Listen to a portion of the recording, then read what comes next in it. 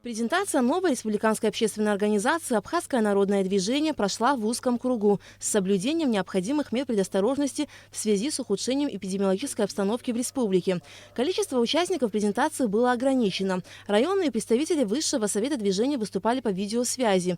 Открывая встречу, член Высшего совета Абхазского народного движения Дмитрий Гварами отметил, что основными целями республиканской общественной организации являются защита национальных интересов республики, экспертная оценка текущей ситуации по основным вопросам государственного развития, создание площадки для решения вопросов национального согласия. Это то, о чем говорят многие политики, вопросы объединения народа. Наверное, один из основных вопросов, который стоит перед нашим государством. Наконец, разработка экспертных решений текущих и предстоящих задач. Мы будем приглашать на нашу площадку людей опытных, а также молодых, имеющих идеи, проявивших себя.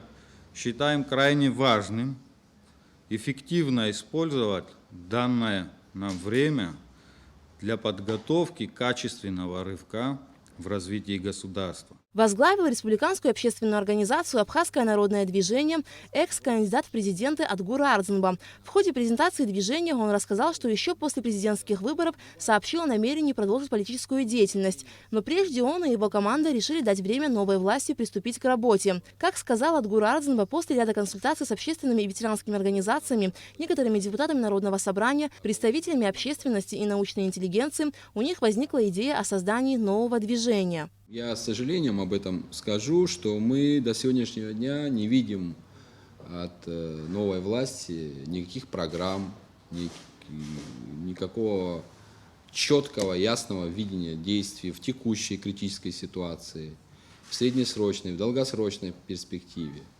То есть, простым языком говоря, мы не понимаем, что делает власть сегодня и что собирается делать завтра.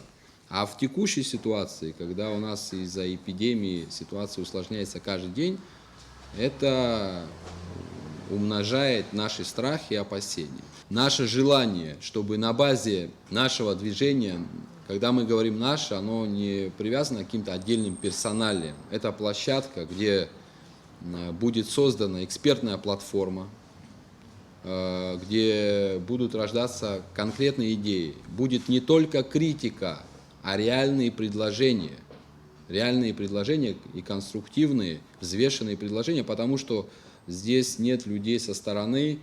Я сам работал, трудился, я знаю, что возможно сделать, находясь во власти, а что невозможно сделать. Поэтому невозможное требовать никто не будет.